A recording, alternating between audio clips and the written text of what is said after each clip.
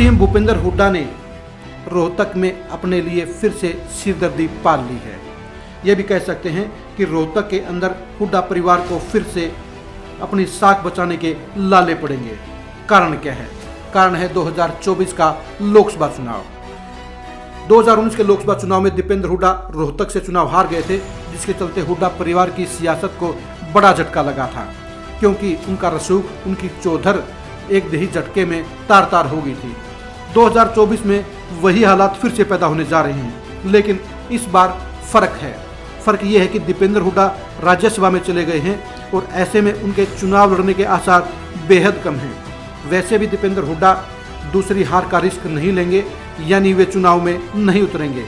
ऐसे में सवाल ये उठता है कि दीपेंद्र हुड्डा की जगह दूसरा चेहरा मैदान में कौन उतरेगा? चुनावी दंगल में ताल कौन ठोकेगा? क्या आशा हुड्डा चुनावी सियासत में उतरेंगी?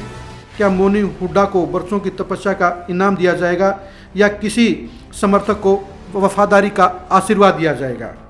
जाहिर सी बात है, आशा हुड्डा या मोनू हुड्डा के चुनावी सियासत में उतरने के आसार बेहद कम हैं, क्योंकि जब भूपेंद्र हुड्डा और दीपेंद्र हुड्डा दोनों ही बड़े पदों पर बैठे हैं तो एक ही परिवार में तीसरी टिकट दिए जाने के आसार नहीं हैं, क्योंकि कांग्रेस में एक ही परिवार के 3 सदस्यों को आमतौर पर टिकट नहीं मिलती है।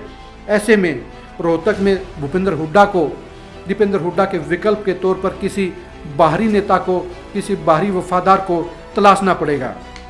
सवाल ये उठता है कि दीपेंद्र हुड्डा का विकल्प कौन हो सकता है? अगर हम पूरे रोहतक लोकसभा क्षेत्र को देखें तो एक भी चेहरा ऐसा नजर नहीं आता है जो दीपेंद्र हुड्डा की जगह ले सकता हो।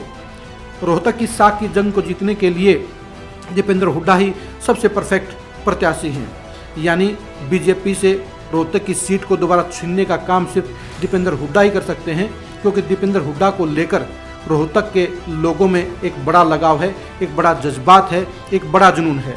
यानी दीपेंद्र हुड्डा अगर लोकसभा का चुनाव लड़ते हैं तो हुड्डा परिवार के लिए यह सीट बीजेपी से छीनने के प्रबल आसार रहेंगे।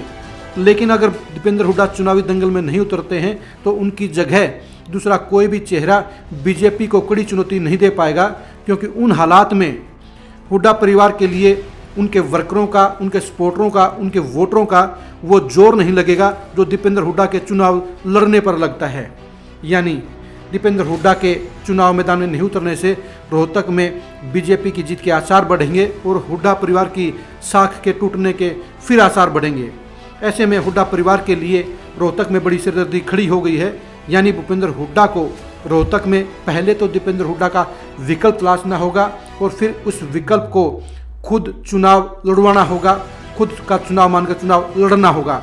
यानी भूपेंद्र हुड्डा परिवार के लिए रोहतक की सिरदर्दी 2024 में 2019 से भी बड़ी होगी, क्योंकि अगर रोहतक की सीट पर 2024 के लोकसभा चुनाव में कांग्रेस हार गई, हुड्डा परिवार का प्रत्याशी हार गया, तो 2024 के ही विधानसभा चुनाव में राज्य की सत्ता हासिल करने का हुड्डा परिवार का सपना चकनाचूर हो जाएगा। अब देखने की बात यह है कि हुड्डा परिवार दीपेंद्र हुड्डा के विकल्प के तौर पर किस नेता को तलाशता है, किस नेता पर मोहर लगाता है, वो 2024 के लिए उसे तैयार करता है। ऐसी ही स्पेशल खबरों के लिए आप खरी खरी न्यूज़ के साथ जुड़े रहिए। नमस्कार।